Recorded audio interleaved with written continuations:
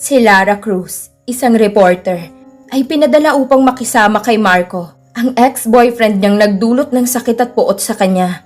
Paano kaya niya haharapin ang trabaho at muling makakasamang lalaking minsang nanakit sa kanya?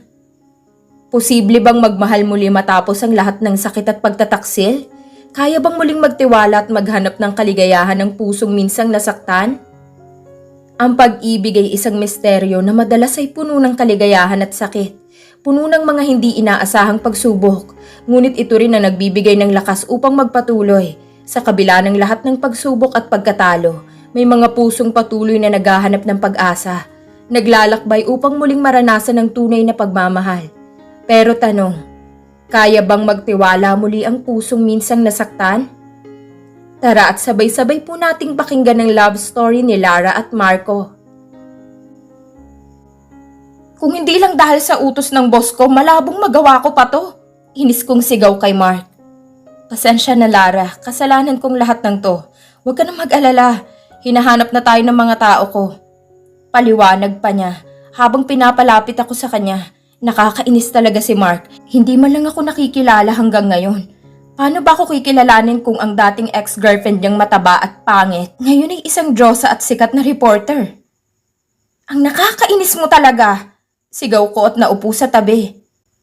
Alam ko, ikaw yan Pot, sabi ni Mark. Nagpalit ka man ng apelyido, ikaw pa rin ang babaeng minsang naging akin at ginago ko. Pwede ba Mr. Marco Villanueva? Hindi itong oras para sa drama. Sagot ko, iniiwasan ng mga masasakit na alaala. Pot, hindi mo man aminin, ikaw pa rin yan. Alam ko ang bawat detalye ng katawan mo, pati ang malaking nunal sa dibdib mo.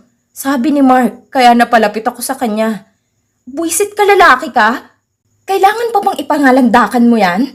Inis kong sabi habang pinagahampas ang balikat niya.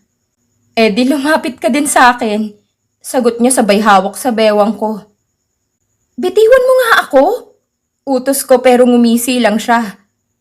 Paano kung ayaw ko? Tanong niya. Ganun ba? Sabi ko, may pilyang ngiti. Aray!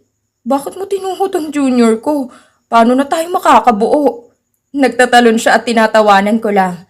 Kanina habang papunta kami sa planta niya, tinambangan kami ng armadong lalaki. Kaya ngayon nakakulong kami sa isang abandoned house. Na matanggal ang mga tali, bumalik siya sa kinauupuan at sinabi na lumapit ako sa kanya. Galit na hinarap ni Lara si Marco. Kung binitiwan mo agad ako kanina, hindi mangyayari sa'yo to. At pwede ba? Tigilan mo na yung Pot. Matagal nang wala ang pangit at matabang babaeng niloko nyo. Sigaw niya sabay tulo ng luha habang inaalalang sakit ng nakaraan. Biglang bumukas ang pinto. Dumating ang mga armadong lalaki. Paanong nakawala kayo? Tanong ng isa, sabay utos na muling igapos sila. Nanlaban si Lara pero hindi rin nagtagumpay. Itali nyo ng maayos. At kung mawala pa yan, kayong igagapos ko. Sigaw ng leader ng grupo. Huwag nyo na kaming pahirapan. Kung pera ang gusto nyo, magbibigay ako. Pakiusap ni Marco pero walang sumagot sa kanya. Nagpatuloy siya sa paglaban hanggang sa halos mawalan na siya ng malay. Tama na Mark, please. Tumigil ka na. Malabo na tayong makatakas. Iyak ni Lara. Kitang-kita ang awa sa mga mata niya. Hayop kayo. Kapag nakalabas kami rito, lintik lang ang walang gante. Sagot ni Marco kahit hirap na sa pagsasalita. Yan ay kung makakalabas ka pa ng buhay, Ferrer. Sagot ng isa sa mga kalaban, sabay tawa. Lumapit ang isa sa kanila kay Lara. Magandang girlfriend mo ha? Makinis. Pang-aalas ka pa niya habang hinawakan si Lara. Ang arte mo? Sabay sampal sa kanya. Tigilan mo yan, Thor. Bawal galawin si Miss Reporter. Baka mauna ka pa kay Ferrer sa impyerno. Babala ng kasamahan nito. Pasalamat kami sungit. Takam na kami sa'yo. Dagdag pa ng isa habang inilapit ang bibig niya kay Lara na agad tumalikod dahil sa mabahong hininga. Pagkaalis ng mga armado lumapit si Lara sa sugatang si Marco. Mark, please, kumapit ka. Ayaw kitang mamatay, lalo na't baka akong pagpiestahan ng mga ulupong na yon. Masamang damo to, Miss Reporter sungit. Malayo to sa bituka. Sagot ni Marco, pilit nang umiti sa kabila ng sakit. Chapter 1. Ma'am, pinapatawag niyo daw po ako? Tanong ko agad sa boss namin dito sa department, kung saan ay ako din ang madalas ipatawag nito.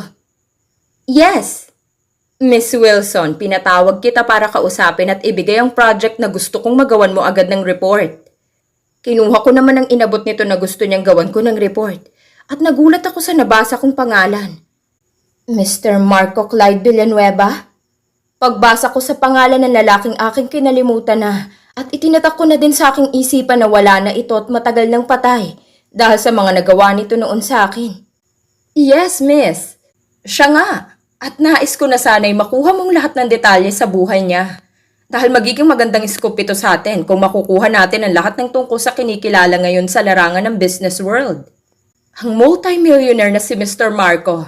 At take note, Miss Wilson, kaya ako gusto na makuha mo ang lahat ng tungkol sa kanya ay dahil wala pang nakakagawa nito.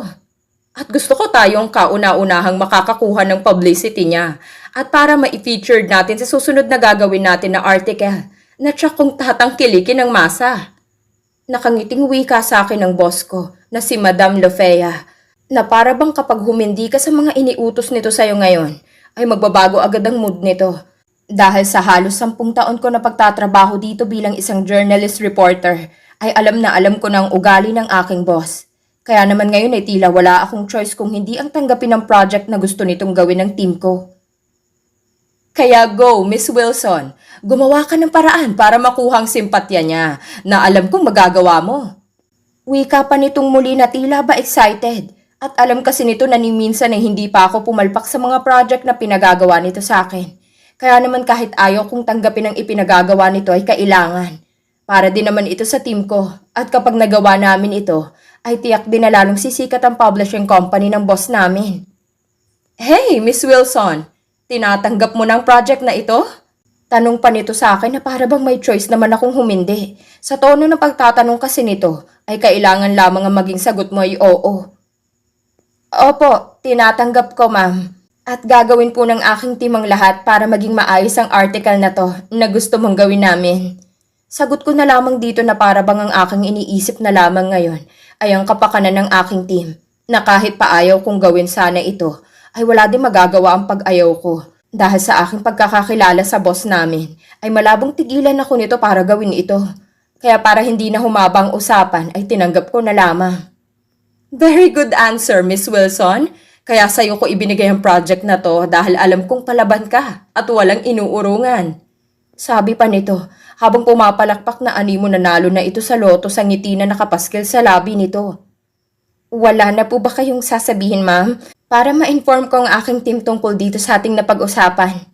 Tanong ko dito. Wala na, Miss Wilson. Maaari ka nang lumabas at i-meeting din ang team mo. Magpunta ka na lamang sa akin para sa mga kakailanganin mo. Sagot nito sa akin, kaya naman tumayo na ako at muling nagpaalam dito.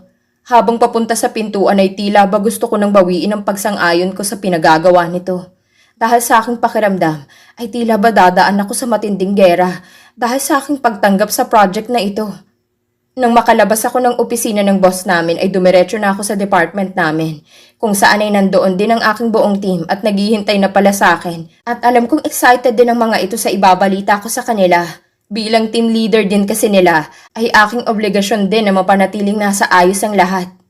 Kung tutuusin ay napakadami kong trabaho dito, kaya nga palagi na lamang akong ipinatatawag ng boss namin para kausapin. At mabuti na lamang at nagagawa ko naman ng maayos ang trabaho na iniaatang nila sa akin.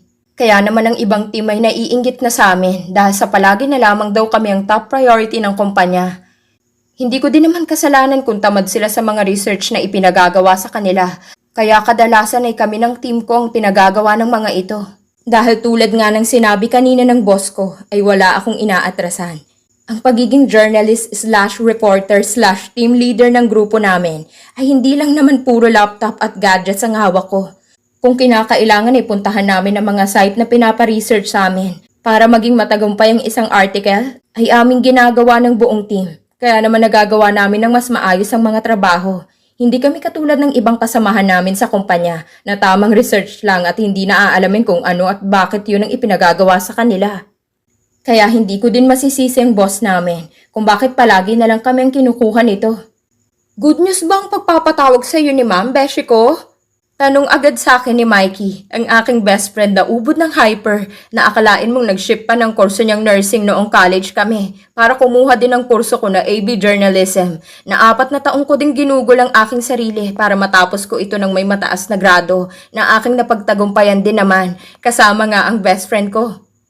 Pwede ba, Beshi, manahimik ka muna dahil rinig na rinig ang boses mo hanggang kabilang departamento? Wika ko dito na ikinatawa naman ng aming buong team. Nasanay na ata sila sa amin ng aking best friend. Excited lang naman ako, Besh, sa sasabihin mo sa amin. Nakangiting sabi pa nito sa akin.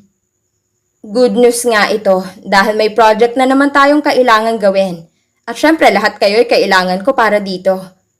Una ay ipapadala ko muna ang iba sa inyo para kausapin si Mr. Marco Clyde Villanueva. Para kausapin ito na kung maaari ba natin siyang makapanayam. At ang iba naman ay alam nyo na din ang magiging trabaho nyo.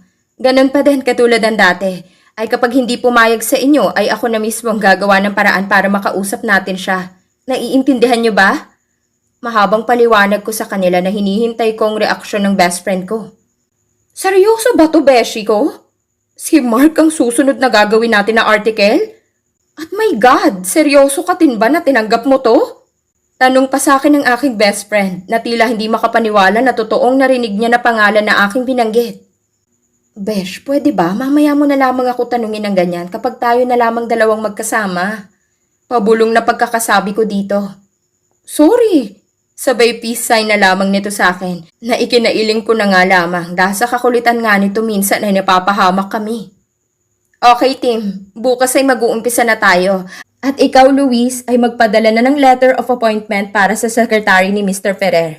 Nang sa gayon ay magkaroon tayo ng appointment sa kanya. Kaya mo na siguro yon? Sabi ko sa isa sa aking ka-team na maaasahan. Lahat naman sila ay maaasahan ko. Kaya nga aking inilalagay sila sa mga kaya nilang gawin na isa din sa nakakapagpagaan ng trabaho ng bawat isa sa amin. Chapter 2. Matapos ko na i-meeting ang aking team, pumunta na muna ako sa aking mesa at sumunod naman sa akin si Mikey. Besh! Tawag nito sa akin na tila ba may gusto itong itanong sa akin. Tinaasan ko naman ito ng kilay. Si Mark ba ang itatanong mo sa akin? Tanong ko dito. Bakit tinanggap mo ang project na to? Alam ko naman na may past kayo nun ni Marco. Sabi pa nito sa mahinahon na tono ng boses na tanging kami lamang ang nakakarinig na magkaibigan. Trabaho naman ito at labas ang anuman na personal na nakaraan ko sa nakaraan namin noon ni Mark. At isa pa, mukhang gusto talaga ni Ma'am Lupea na makuha ang simpatya ni Mark kaya naman tinanggap ko na din. Sagot ko sa aking kaibigan. Sigurado ka na ba dyan, Lara? Baka mamaya, kainin mo lahat ng sinasabi mo ngayon sa akin. Sabi pa nito sa akin. Alam mo, Besh, bumalik ka na sa upuan at mesa at gawin ang trabaho mo. At huwag ka na mag-alala sa akin dahil kaya kong trabahong ito. Sagot ko dito. Sana lamang, Besh, ay hindi ka umiyak sa huli. Dahil sa ginagawa mo na to. Paalala pa nito sa akin na alam ko din naman kung bakit ganito ito kung magpaalala sa akin ngayon. Dahil halos magpakamatay na ako noon. Nang aking malaman na ginagagot, pinagpupustahan lamang ako ng kauna-unahang lalaki na minahal ko at muntik ng pag-alaya ng aking sarili noon. Okay lang ako, Besh. Kaya sige na, bumalik ka na muna sa mesa mo para masimulan na natin ang trabaho na to. Utos ko pa dito. Sige na nga, hindi na kita kukulitin about kay Mark. Malaki nang ipinagbago mo simula nang saktan ka niya noon. At alam ko na mas malakas ka na ngayon at maging sa physical appearance ay malaki na din ang ipinagbago. Kasabay ng pagpapalit mo ng surname na ginagamit mo ngayon ang pagbabago din ng sarili mo. Sabi pa nito sa akin. Bumalik na nga ito sa kanyang upuan at tumutok na din sa kanyang laptop. Napaisip din ako dahil sa mga sinasabi ni Mikey ngayon sa akin. Pilit ko kasing kinalimutan ang lahat ng mga nangyari noon. Dahil sa sakit na idinulot nito sa akin. Flashbacks 15 years ago. Lara. Palabas na ako ng campus nang bigla na lamang may lalaking bumangga sa akin at ang nakakabwisit ay hindi man lang ito humingi man lang ng pasensya sa akin. Dire-diretso itong naglakad. Gusto ko pa sana itong sundan, kaya lang ay kailangan ko pang pulutin ang mga nahulog kong mga kagamitan. Miss, kailangan mo ba ng tulong? Napatingala ako sa taong nagtanong sa akin At nagulat ako dahil ang lalaki nagtatanong sa akin ay walang iba kundi si Marco Clyde Villanueva, ang varsity player ng school nila at isa din sa MVP. Miss, okay ka lang ba? Tulungan na kita. Ha? Okay lang ako. Sagot ko dito na nahihiya pa dahil hindi ko alam kung paano ang aking gagawin na pagsagot dito. Huwag ka nang mahiya sa akin. Ano ba kasing nangyarit na hulog ang mga gamit mo? Tanong pa nito sa akin habang ibinibigay ang mga napulot nitong gamit ko. Salamat. Sabi ko pa dito nang nakangiti. San bang department mo at ihahatid na kita? O wag na, nakakahiya naman sa'yo kung ihahatid mo pa ako. Medyo malayo din ang building ng Section B dito. Sagot ko dito. Okay lang, wala naman kaming klase ngayon sa first subject ko, kaya pwede kitang maihatid. Halika na at baka bumuhos na ang ulan. Sabi pa nito sa akin nang nakangiti. Sige, ikaw ang bahala. Pero baka mamaya ay mabuli ka din dahil lumalapit ka sa akin. Paalala ko pa dito dahil sa campus na ito ay madalas akong mabuli dahil sa aking physical appearance. Isa kasi akong matabang babae na may braces at malaking salamin. At ang aking damit naman ay halos umabot na ang palda na dapat ay hanggang tuhod lamang ang akin ay abot na sa aking paa. Kung titingnan mo ang aking kabuuan, ay isa akong certified na nerd na babae. Kaya naman marami ang nangbubuli sa akin dito sa campus. Magtatapos na ako ngayong taon sa aking senior high at inaasahan ng aking mga magulang na magkakaroon ako ng mataas na grado na nasisiguro ko naman na aking maibibigay dahil hindi naman sa pagyayabang ay nabiyayaan naman ako ng katalinuhan. Yun nga lang at kinulang sa ganda pero okay at least may utak naman kesa naman sa maganda namang wala namang laman ng utak. Naglakad na nga kami ni Mark papunta sa building kung saan ang room ko. Bakit ka ba kasi binubuli ng mga estudyante dito sa campus? At bakit hindi ka din nagsusumbong sa guidance para maparusahan ng mga gumagawa sa'yo niyan? Sabi sa akin ni Mark habang naglalakad kami. Ginawa ko na yan at ako lang ang nabaligtad. Kaya naman minabuti ko na lamang nahayaan na lamang sila at huling taon ko naman na dito sa campus ngayong taon. Sagot ko dito. Ganun ba? So saan ka magka-college kung sakali man? Tanong pang muli nito sa akin. Hanggang sa makarating kami sa aking room ay tanong lang ito ng tanong ng kung ano-ano sa akin. Hindi ko pa sigurado sa ngayon kung saan ako magka-college. Siguro saka ko na lamang iisipin yon. Sagot ko dito. Salamat sa paghatid mo sa akin. Sabi ko dito. Okay lang, andyan na kaya ang teacher? Pwede kaya akong makisit in dito kung sakali man? Tanong pa nito sa akin. Pumasok na kami sa loob at dinig na dinig kong bulungan ng aking mga kaklase. Dahil sa kasama ko ngayon ang campus crush at varsity player ng aming campus na kinahuhumalingan ng maraming kababaihan. At halos lahat na ata ng babae dito sa campus ay may crush na sa kanya. At sa mga kaibigan nito na pawang varsity player din. Ano kayang kayumang ginamit ng bruha na yan para lumapit sa kanyang ating Marco at hinatid pa talaga dito sa ating room? Malamang baka ginayuman niya na talaga si Marco kaya lumapit sa kanya. Alam naman natin na mga trip ni Marco ay kagaya ni Queenie. Maarting usapan ng aking mga kaklase para na akong maiiyak na naman dahil sa mga sinasabi nila sa akin na pinaghihinalaan pa nila akong mangkukulam dahil lamang sa nakita nilang magkasama kami ngayon ni Mark. Dahil tama naman ang mga ito. Kung ikukumpara nga naman ako kay Queenie na leader ng cheering squad ng aming campus na maganda, nice at kinikilala sa buong campus. Dahil ito din ang campus queen, bagay na bagay nga talaga dito ang kanyang pangalan. Iyon nga lang kung sa talino lamang naman ang pagbabasihan, ay kayang-kaya ko itong labanan. Dahil aking nababalitaan na halos pasang awa lahat ng grades nito, at nakakapasa nga lamang din ito dahil sa kapangyarihan din ng pamilya nito. Quiet class! At ikaw Mr. Ferrer, anong ginagawa mo dito sa aking klase? Tanong ng subject teacher namin dito. Wala po kasi kaming pasok ngayon sa per subject. Kaya maaari po ba na makisit-in na lang po muna ako dito? Sagot nito sa teacher namin. Sige, maghanap ka ng bakanting upuan dyan. At please lang, huwag kang masyadong magpa-cute dyan dahil ang mga estudyante kong babae baka sa'yo na lamang ang atensyon. At hindi na sa leksyon ko. Sabi ni Teacher Lucia Mendez dito. Naupo na din sa kanyang upuan at hinayaan na si Marco na maghanap ng mauupuan nito. Chapter 3. Beshi! Tawag sa akin ng best friend ko na nagpabalik ng aking realidad sa kasalukuyan. Mula sa unang araw na kinausap ako noon ni Mark. Bakit? Bakit ba sinisigawan mo ako? Tanong ko pa dito. Kanina pa kasi kita tinatawag, Beshi. Di ka naman sumasagot at may pangiti-ngiti ka pang nalalaman dyan na para bang may naalala kang nagpapangiti sa'yo. Sabi pa nito sa akin. Ganun ba? Sorry. Anong oras na ba? Tanong ko pa dito. Besh, lunch na. At alam mo bang tayo na lang nga nandito? Kaya naman halika na sa cafeteria na makakain na din tayo. Sabi nito sa akin at napatingin naman ako sa aking wristwatch at nakita ko nga past 11 na. Tumayo ako at sabay na kami pumunta nito ng cafeteria. Nag-order na ito at hinayaan ko na din siya na mag-order ng para sa akin. Nang bumalik ito ay dala na nito ang mga pagkain na in-order na pawang lahat ay kinakain ko. Habang kumakain kami, panay lang ang kwentuhan namin ng kung ano-ano hanggang sa matapos kami sa pagkain. Besh, sa tingin mo, makukuha kaya natin ang unang interview with Mark? Biglang tanong na naman ito sa akin. Kaya nga sina Luis munang pinapagalaw ko para kapag hindi pumayag sa kanila, ay ako na mismong makikiusap sa mokong na yon. Pero hanggat kaya naman ng mga kasamahan natin na kausapin munang sekretary niya, ay magpo-focus muna ako sa mga tanong na maaari kong itanong sa kanya kapag pumayag na ito magpa-interview. At syempre para maging matagumpay na naman ang article na to, ay kailangan din na makita mismo ng aking mga mata kung ano ba talaga ang mga negosyo ng mokong na yon. Sabi ko kay Mikey na napapatangu-tangu na lamang sa aking sinabi. Alam kong nag-aalala pa din ito sa akin. Pero tulad nga din ng kanyang sinabi ay marami nang nagbago sa akin. Alam mo, Besh, hindi ako magsasawang magpaalala sa'yo ng mga gagawin mo. Pero this time ay parang nagdadalawang isip na din ako dyan sa gagawin mo. Para kasing ipinapain mo na lang ulit ang sarili mo sa leyon sa gagawin mong pakikipaglapit kay Mark ng dahil lamang sa kagustuhan ni Ma'am Lufea na makuha ang lahat ng impormasyon tungkol sa isang Marco Clyde Villanueva. Wika pa nito sa akin na idinidiin pang pangalan ni Mark.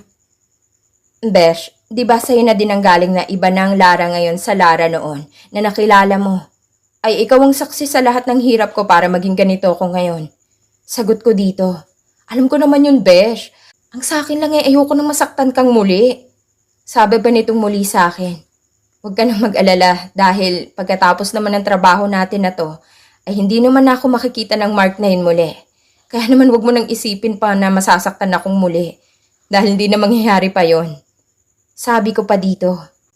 Huwag na nga itong pag-usapan natin, Besh. Halika na tapusin na lang muna natin ang iba pang report.